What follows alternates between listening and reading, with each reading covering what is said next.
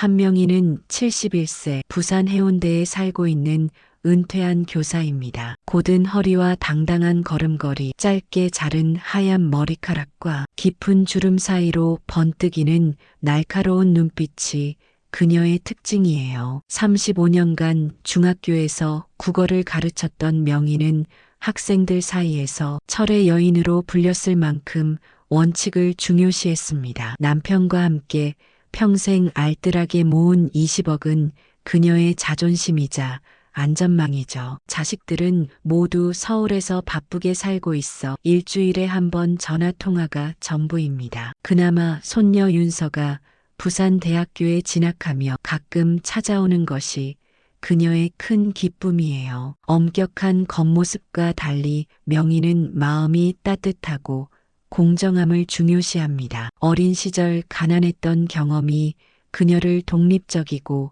강인하게 만들었지만 동시에 타인의 고통에 민감하게 반응하는 성격이 되었죠. 요즘 명희는 사회의 변화 속도를 따라가기 어렵다는 내면의 갈등을 겪고 있어요. 특히 디지털 기기와 자동화 시스템은 그녀에게 큰 벽처럼 느껴집니다. 그럼에도 불구하고 그녀는 배움을 멈추지 않으려 노력하죠. 그녀의 당면한 목표는 손녀 윤서의 대학 등록금을 마련하고 가족의 신탁을 재정비하는 것입니다. 하지만 더 깊은 내면에는 나이 들어가는 과정에서도 자신의 존엄성을 지키고 싶은 강한 욕구가 자리 잡고 있어요. 명희는 오늘 중요한 결정을 내릴 준비가 되어 있습니다. 단순한 금융 거래가 아닌 그녀의 존재 가치를 인정받기 위한 여정이 시작되려 합니다. 오늘의 이야기 시작합니다. 그 전에 잠깐 구독과 좋아요 눌러주시면 복 받으실 거예요. 동해의 차가운 물결이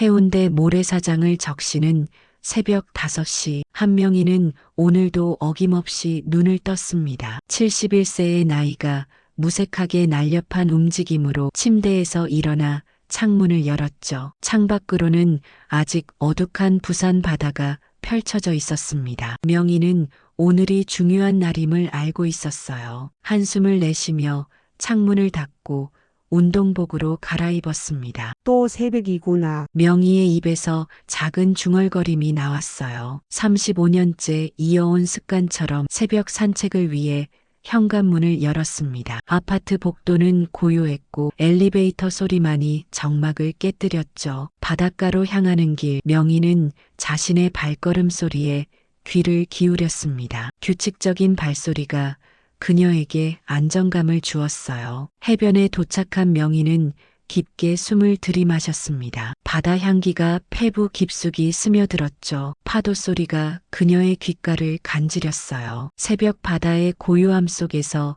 명희는 자신의 생각을 정리했습니다. 오늘은 은행에 가는 날이었죠. 손녀 윤서의 대학 등록금과 가족 신탁 재정비를 위해 중요한 방문이었습니다. 윤서가 벌써 대학생이 되다니. 걸음을 재촉하며 명희는 지난 날을 떠올렸어요. 남편과 함께 일구었던 세월, 자식을 키우며 모았던 재산. 20억이라는 숫자는 그저 숫자가 아니라 그녀의 인생이었습니다. 걸음을 멈추고 숨을 고른 명희의 시선에 해양은행 센텀 지점이 들어왔어요. 35년간 그녀의 돈이 묶여있던 곳이었습니다. 명희는 은행 건물을 바라보며 생각했습니다. 처음 계좌를 개설했던 날 남편과 함께 앉아 직원의 설명을 들었던 기억이 생생했어요. 그때는 모든 게 다르게 느껴졌죠. 직원들은 친절했고 차 한 잔 권하며 이야기를 나눴습니다. 그런데 언제부터인가 은행은 달라졌어요. 기계가 사람을 대신하고 번호표를 뽑아야만 상담을 받을 수 있게 되었습니다. 오늘은 달라야 해. 명희는 다짐하며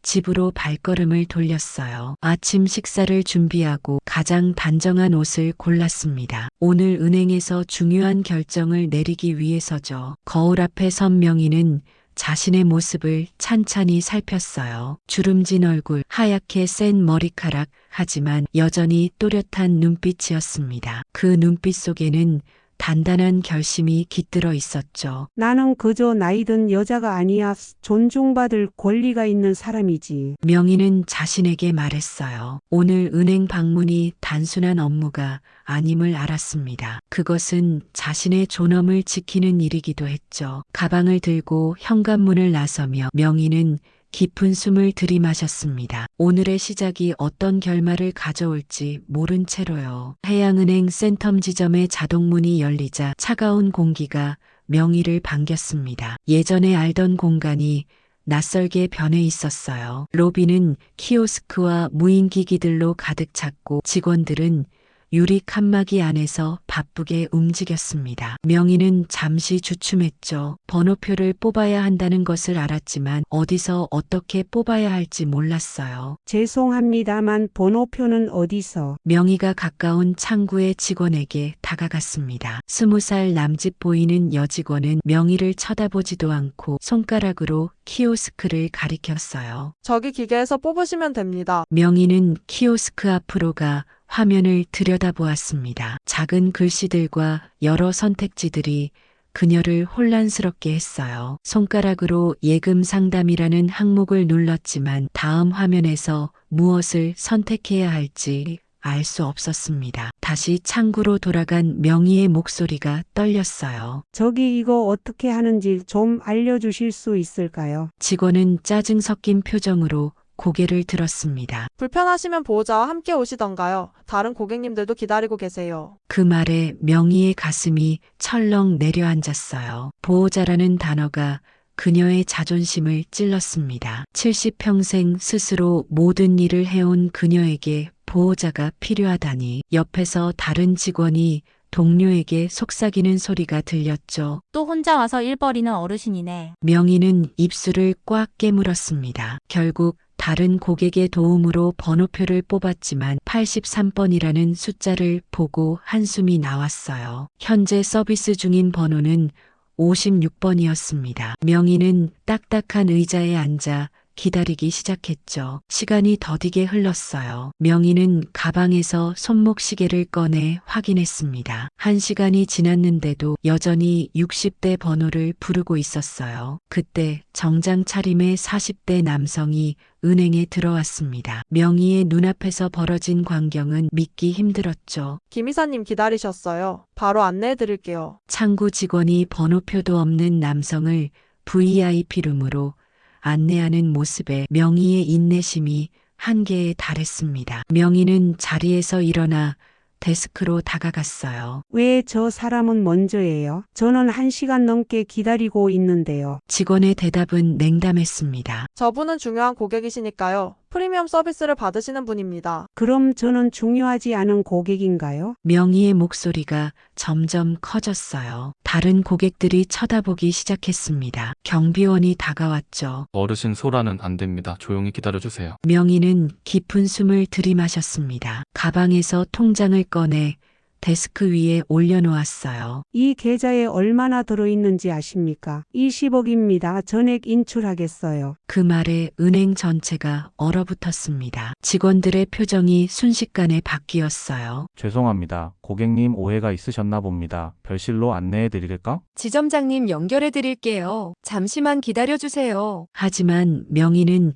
이미 뒷걸음질 치고 있었습니다. 눈가에 맺힌 분노와 실망의 눈물을 감추려 애쓰며 말했어요. 이젠 필요 없습니다. 제 돈을 어디에 맡길지는 제가 결정할게요. 명희는 돌아섰습니다. 35년간의 신뢰가 무너지는 소리를 들으며 그녀는 당당히 은행을 빠져나갔어요. 부산 해운대에서 멀지 않은 법률사무소 한명희는 오랜 친구이자 변호사인 오영란의 사무실 문을 두드렸습니다. 나무향이 은은하게 퍼지는 실내에 들어서자 영란이 반갑게 손을 내밀었어요. 오랜만이네, 명희야. 갑자기 무슨 일이야? 전화로는 말하기 힘들다더니. 명희는 가방에서 통장과 신분증을 꺼내며 깊은 숨을 내쉬었습니다. 의자에 앉으며 오늘 은행에서 있었던 일을 하나하나 털어놓기 시작했죠. 그래서 결심했어. 모든 계좌를 해지할 거야. 영란의 눈이 커졌습니다. 20억이라고? 35년 동안 거래한 은행을 단번에 정리한다고? 좀 더 생각해 보는 건 어때? 명희는 고개를 저었어요. 더는 기다릴 수 없어. 그 은행에서 나는 단지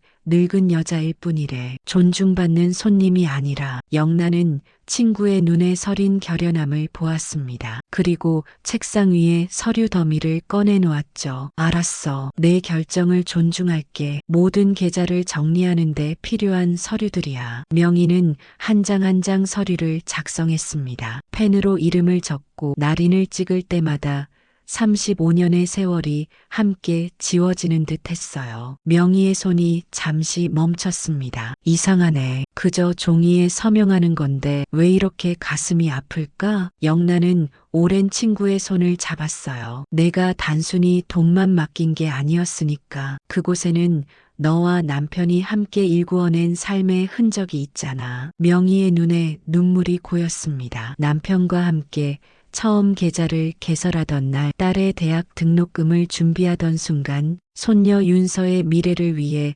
적금을 들던 기억이 물밀듯 밀려왔죠. 사람들은 노인의 돈이 그저 숫자라고 생각하는 모양이야. 하지만 우리에겐 그 돈 하나하나가 삶의 조각이란다. 영란은 고개를 끄덕였습니다. 두 여성은 침묵 속에서 서류를 계속 작성했어요. 창문으로 들어오는 햇살이 점점 서쪽으로 기울었습니다. 정말 괜찮겠어? 그 은행 당신이 평생 거래하던 곳이잖아. 영란이 마지막 서류를 건네며 물었어요. 명희는 깊은 숨을 들이마셨습니다. 괜찮지 않아. 하지만 더는 기다릴 수 없어. 내 존엄이 더 중요하니까. 서류 작성을 마친 명희는 영란과 함께 차를 마셨습니다. 오랜 친구의 위로가 그녀의 마음을 조금 편안하게 해주었죠. 은행에서 연락이 올 거야. 필사적으로 만류할 테니 마음의 준비를 해. 영란이 조언했어요. 명희는 미소를 지었습니다. 내가 원하는 건 단순해. 나를 사람으로 대해주는 것뿐이야. 집으로 돌아가는 길, 명희는 가슴속 무거운 결단을 내린 자신이 자랑스러웠습니다. 오늘의 결정이 옳은 것인지는 확신할 수 없었지만 그녀의 마음은 이미 정리되어 있었어요. 저녁 무렵 명희의 휴대전화가 울렸습니다. 해양은행 지점장이었죠. 명희는 전화를 받지 않았습니다. 음성 메시지가 이어졌어요. 고객님, 오늘 있었던 일에 대해 진심으로 사과드립니다. 다시 한번 만나 뵙고 상의드리고 싶습니다. 연락 주시겠습니까? 명희는 조용히 전화를 내려놓았습니다. 창밖으로 보이는 해운대의 밤바다가 그녀의 마음처럼 깊고 어두웠어요. 하지만 저 어둠 너머에 새로운 아침이 오리라는 것을 그녀는 알고 있었습니다. 다음 날 아침, 한명희는 동네 새마을 금고를 찾았습니다. 해양은행과는 달리 작고 소박한 공간이었어요. 오래된 소파와 나무 책상, 벽에 걸린 달력이 소박한 분위기를 자아냈습니다. 문을 열자 중년의 여직원이 미소 지으며 고개를 들었죠. 어서 오세요. 무엇을 도와드릴까요? 명희는 잠시 망설였습니다. 이곳에서도 자신을 귀찮은 노인으로 대할까 하는 걱정이 들었어요. 하지만 그녀의 걱정과 달리 직원은 자리에서 일어나 명희를 안내했습니다. 이쪽으로 앉으세요. 차 한 잔 드시겠어요? 그 간단한 친절에 명희의 가슴이 따뜻해졌습니다. 그녀는 어제 해양은행에서 인출한 20억을 새마을 금고에 예치 않은 절차를 밟기 시작했어요. 직원은 명희의 말을 귀에 깊게 들었고 모든 과정을 천천히 설명해 주었습니다. 요즘은 모바일 앱으로도 계좌 확인이 가능하세요. 필요하시면 설치해 드릴게요. 명희는 망설였어요. 저는 그런 기계에 익숙하지 않아서 걱정 마세요. 제가 도와드릴게요. 불편하시면 언제든지 찾아오세요. 직원은 명희의 휴대폰을 가져다 직접 앱을 설치하고 사용법을 알려주었습니다. 명희는 그 과정에서 자신도 모르게 미소를 짓고 있었어요. 존중받는 느낌이 얼마나 소중한지 새삼 깨달았습니다. 감사합니다. 정말 친절하시네요. 명희가 말했어요. 직원은 부드럽게 웃었습니다. 당연한 일인걸요. 고객님은 우리에게 소중한 분이십니다. 업무를 마치고 집으로 돌아오는 길 명희는 손녀 윤서에게 전화했습니다. 윤서는 부산대학교 사회학과 3학년이었어요. 명희는 어제와 오늘 있었던 일을 모두 이야기했습니다. 할머니, 그건 나이 차별이에요. 너무하셨네요. 그 은행. 윤서의 목소리에 분노가 서려 있었죠. 괜찮아. 나는 이미 결정했단다. 앞으로는 나를 존중해주는 곳에 내 돈을 맡길 거야. 윤서는 할머니의 경험에 큰 관심을 보였습니다. 그날 저녁 윤서는 교내 온라인 커뮤니티에 할머니의 이야기를 익명으로 올렸어요. 제목은 존엄성의 가격 20억의 교훈이었습니다. 글은 빠르게 퍼져나갔어요. 학생들의 공감 댓글이 쌓이기 시작했고 사회학과 교수님도 관심을 보였습니다. 다음 날 윤서는 놀라운 소식을 가지고 할머니를 찾아왔죠. 할머니, 교수님이 할머니 이야기를 이번 학기 세미나 주제로 채택하셨어요. 고령화 사회의 소외와 존엄성이라는 제목으로요. 명희는 놀라움에 입을 다물지 못했습니다. 내 이야기가 그렇게 중요한가? 물론이죠. 할머니의 경험은 우리 사회가 노인들을 어떻게 대하는지 보여주는 중요한 사례예요. 혹시 세미나에 특별 손님으로 와주실 수 있으세요? 명희는 망설였어요. 많은 학생들 앞에서 이야기한다는 생각에 긴장되었습니다. 하지만 자신의 이야기가 다른 노인들에게도 도움이 될 수 있다는 생각에 고개를 끄덕였죠. 해볼게. 비록 내가 그저 평범한 노인이었을 뿐이지만 사람으로 대접받고 싶었던 마음을 전할 수 있다면 좋겠구나. 윤서는 할머니를 꼭 안아주었습니다. 할머니는 평범하지 않아요. 용기 있는 분이세요. 그날 밤 명희는 오랜만에 편안한 잠을 이루었어요. 그녀의 작은 저항이 만들어낸 파동이 이제 막 시작되고 있었습니다. 창문 너머로 보이는 별들이 그 어느 때보다 밝게 빛나는 것 같았죠. 새마을 금고에 예금을 옮긴 지 일주일이 지났을 무렵 한명희의 휴대전화가 울렸습니다. 발신자 표시를 확인하니 해양은행 본부였어요. 명희는 잠시 망설이다 전화를 받았습니다. 안녕하세요. 한명희 고객님. 저는 해양은행 고객 경험 혁신팀 팀장 김민정입니다. 목소리는 공손했습니다. 명희는 조용히 대화를 이어갔어요. 무슨 일로 연락하셨나요? 고객님께서 센텀 지점에서 겪으신 불편함에 대해 알게 되었습니다. 진심으로 사과드립니다. 저희가 고령 고객 응대 매뉴얼을 전면 개편하려고 하는데 고객님의 조언을 듣고 싶어서요. 명희는 놀라움을 감추지 못했습니다. 자신의 작은 항의가 은행 본부까지 전해질 줄은 몰랐어요. 잠시 침묵 후 명희는 대답했습니다. 제가 무슨 도움을 드릴 수 있을까요? 고객님의 경험을 바탕으로 개선점을 찾고 싶습니다. 가능하시다면 본부에서 만나 뵙고 싶은데요. 명희는 고민했어요. 처음에는 거절하고 싶었지만 이것이 변화를 만들 기회라는 생각이 들었습니다. 그녀는 천천히 말했죠. 좋습니다. 하지만 제가 원하는 건 특별 대우가 아니에요. 저를 VIP가 아니라 평범한 고객으로 대해주세요. 그리고 그 시스템이 정말 바뀌는지 제가 지켜볼게요. 이틀 후 명희는 해양은행 본부 건물 앞에 도착했습니다. 고층 유리 건물이 햇빛을 반사하며 빛났어요. 로비에서 김민정 팀장이 명희를 맞이했습니다. 회의실에는 여러 명의 임원들이 앉아 있었죠. 한 명의 고객님, 오늘 와주셔서 감사합니다. 저희가 준비한 개선안을 보여드리겠습니다. 프레젠테이션이 시작되었어요. 고령 친화은행 서비스, 세대 통합 고객 경험 같은 제목들이 화면에 나타났습니다. 명희는 귀에 깊게 들었죠. 일부 제안은 좋았지만 여전히 뭔가 부족하다고 느꼈습니다. 질문 있으세요?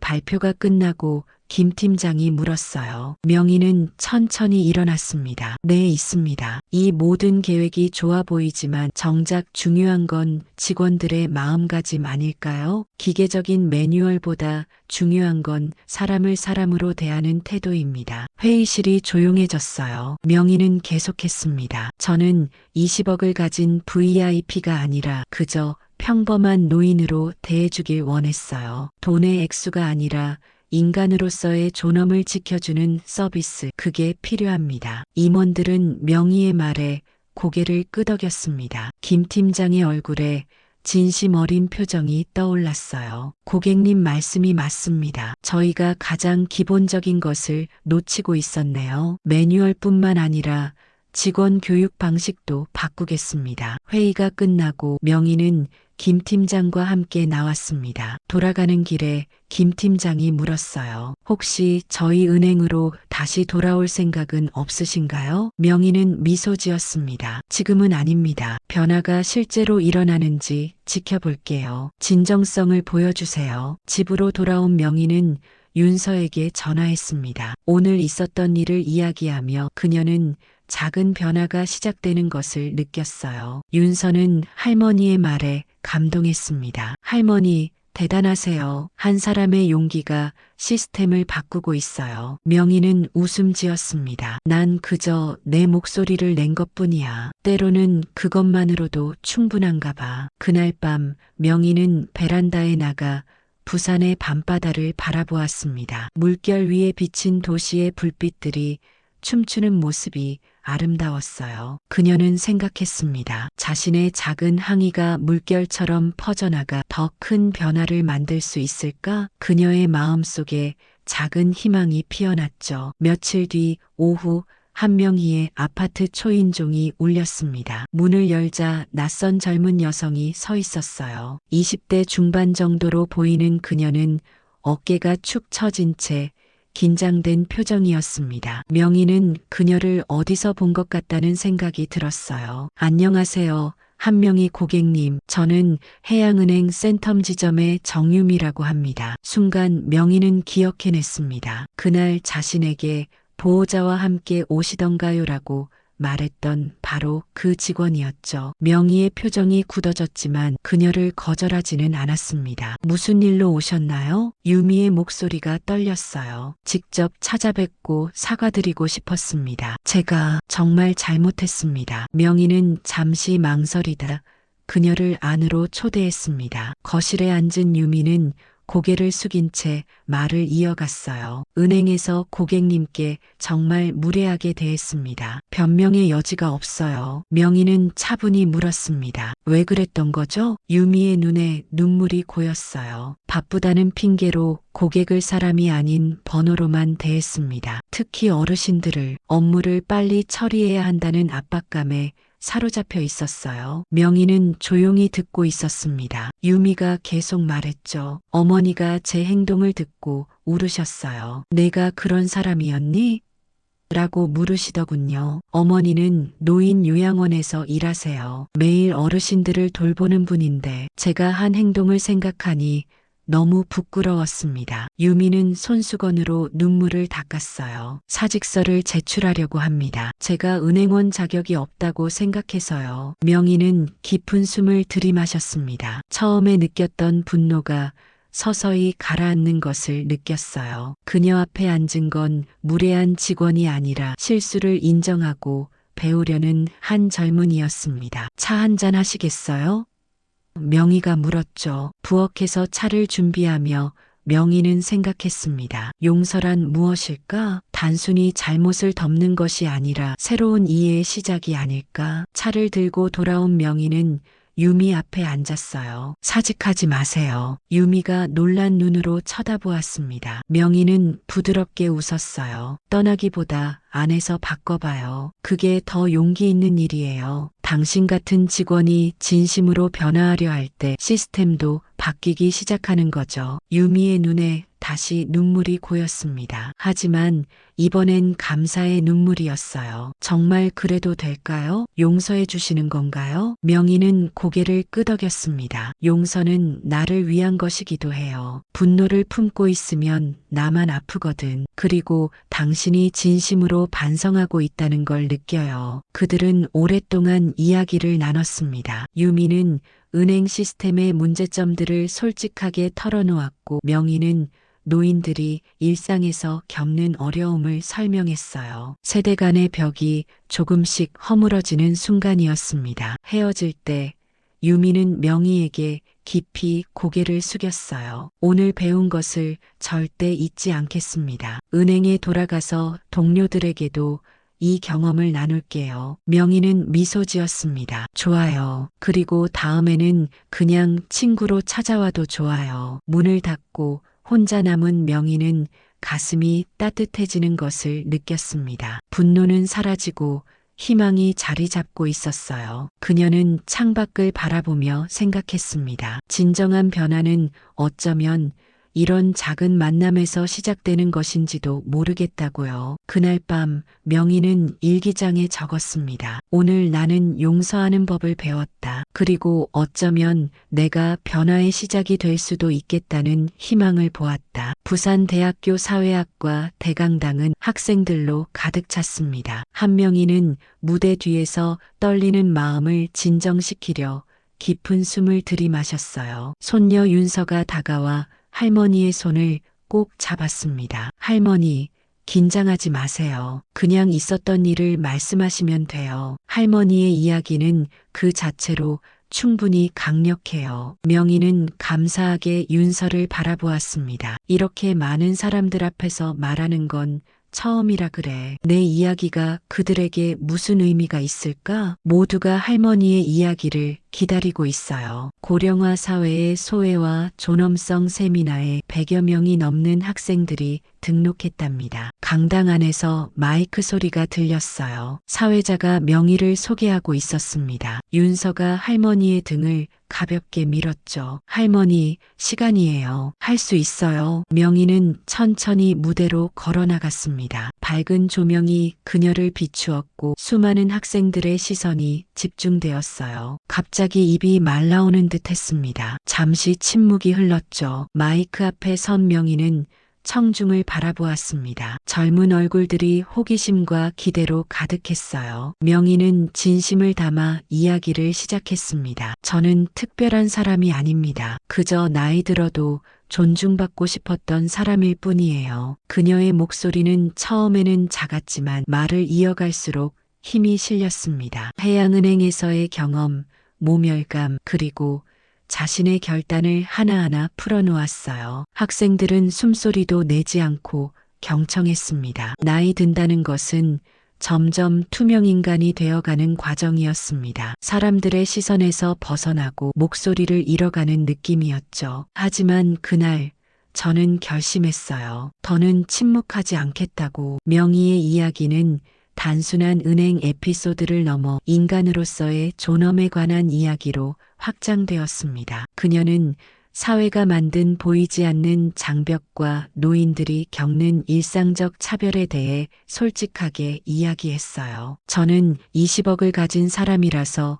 목소리를 낼 수 있었습니다. 하지만 생각해 보세요. 그런 재력 없이 차별받는 노인들은 어떻게 자신을 지킬 수 있을까요? 강당이 완전히 조용해졌습니다. 명희의 질문이 모두의 마음에 울렸어요. 존엄성은 가격표가 붙지 않은 가치입니다. 나이, 재산, 지위와 상관없이 모두가 가진 권리죠. 저는 그저 그 당연한 권리를 요구했을 뿐입니다. 이야기를 마친 명희의 눈에는 눈물이 고여 있었습니다. 강당에 잠시 침묵이 흘렀고 이내 우레와 같은 박수가 터져 나왔어요. 학생들이 일어나 기립박수를 보냈습니다. 질의응답 시간, 한 학생이 손을 들었습니다. 저희 할머니도 비슷한 일을 겪으셨어요. 하지만 저는 그냥 노인들은 기계를 못 다루니까 그렇지라고 생각했습니다. 이제 더 귀 기울이겠습니다. 또 다른 학생이 물었어요. 할머니께서는 이런 경험 후 어떤 변화를 원하시나요? 명희는 생각 깊게 대답했습니다. 혁명적인 변화보다는 작은 인식의 전환을 원해요. 노인을 도움이 필요한 존재가 아닌 다른 방식으로 살아가는 사람으로 봐주세요. 천천히 설명해주고 귀 기울이며 눈을 맞춰주는 것만으로도 큰 변화가 시작됩니다. 세미나가 끝나고 많은 학생들이 명희에게 다가와 이야기를 나누었습니다. 사회학과 교수는 명희에게 앞으로도 협력하자고 제안했어요. 명희의 경험이 교육 자료로 쓰일 수 있다며 말이죠. 집으로 돌아가는 차 안에서 윤서가 할머니를 자랑스럽게 바라보았습니다. 할머니, 오늘 정말 멋졌어요. 할머니의 이야기가 많은 사람들의 마음을 움직였어요. 명희는 윤서의 손을 잡았습니다. 나도 느꼈단다. 내 목소리가 힘이 될 수 있다는 걸. 이제야 알겠구나. 침묵하는 것보다 말하는 것이 더 큰 용기라는 걸. 가을이 깊어가는 어느 날 한명희의 휴대전화가 울렸습니다. 해양은행 김민정 팀장이었어요. 명희는 전화를 받으며 창밖으로 물든 단풍을 바라보았습니다. 안녕하세요. 한명희 고객님, 좋은 소식을 전해드리려고 연락드렸습니다. 목소리에 설렘이 묻어났어요. 김 팀장은 해양은행이 전국적으로 시니어 고객 데스크를 신설했다고 말했습니다. 명희의 제안을 받아들여 직원 교육 프로그램도 전면 개편했다고 했죠. 고객님의 용기가 은행 전체를 변화시켰습니다. 지점장님께서 고객님을 직접 뵙고 설명드리고 싶다고 하세요. 명희는 잠시 생각했습니다. 그동안 여러 변화가 있었어요. 윤서의 세미나 이후 다른 대학에서도 초청 강연 요청이 왔고 지역신문에서 인터뷰도 했습니다. 그녀의 이야기는 점점 더 많은 사람들에게 전해졌죠. 알겠습니다. 만나보겠습니다. 다음 날 명희는 센텀 지점을 방문했습니다. 문을 열자 놀라운 변화가 눈에 들어왔어요. 로비 한쪽에 시니어 친화 데스크가 마련되어 있었고 직원들은 이전과 달리 따뜻한 미소로 손님을 맞았습니다. 지점장이 직접 나와 명희를 맞이했죠. 한명희 고객님, 오랜만에 뵙습니다. 저희 은행이 많이 달라졌죠? 명희는 천천히 주변을 둘러보았습니다. 키오스크 옆에는 직원이 상주하며 도움을 제공하고 있었고 대기 공간도 더 편안하게 바뀌었어요. 무엇보다 직원들의 태도가 달라져 있었습니다. 지점장은 명희를 사무실로 안내하며 구체적인 변화를 설명했어요. 고령 고객을 위한 전담 창구뿐만 아니라 모든 직원이 세대 통합 교육을 받았습니다. 정유미 직원이 특별히 이 프로그램 개발에 참여했고요. 사무실 문이 열리자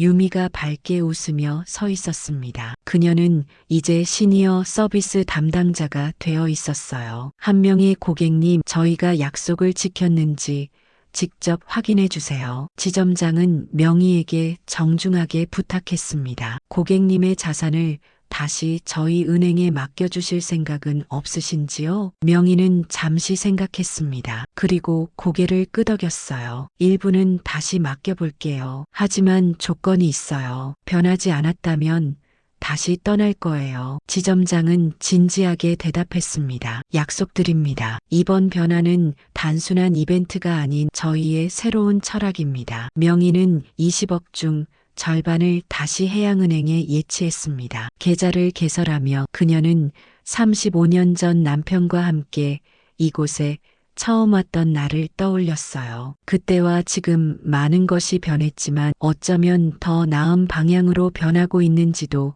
모른다는 생각이 들었습니다. 몇 주 후 윤서가 할머니를 찾아왔습니다. 대학원 진학을 준비하는 윤서의 눈빛이 반짝였어요.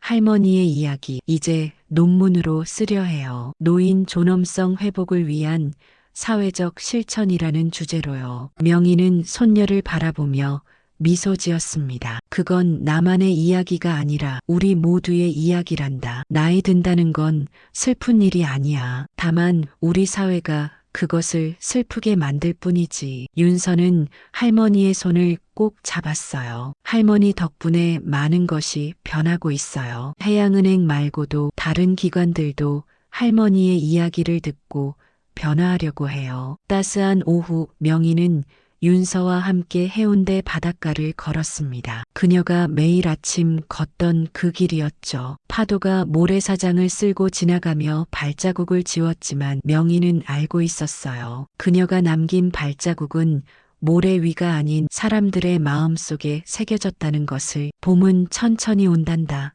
윤서야. 하지만 반드시 오는 법이지. 명희의 말에 윤서가 고개를 끄덕였습니다. 두 사람은 말없이 걸었어요. 바다는 여전히 그 자리에 있었고 파도는 쉬지 않고 밀려왔습니다. 세상은 조금씩 하지만 확실하게 변하고 있었죠. 명희는 깊은 숨을 들이마셨습니다. 바닷바람이 그녀의 하얀 머리카락을 흩날렸어요. 그녀의 마음속에는 이제 분노도 상처도 없었습니다. 다만 평온함과 희망이 자리 잡고 있었죠. 어떤 변화든 누군가의 용기 있는 첫걸음에서 시작된다는 걸 기억하렴. 윤서는 할머니의 말을 가슴에 새겼습니다. 두 사람의 뒤로 해가 서서히 기울고 있었어요. 하지만 그들은 알고 있었습니다. 내일도 해는 다시 뜰 것이고 그들의 이야기는 계속될 것이라는 사실을. 명희의 작은 저항이 만들어낸 변화의 물결은 이제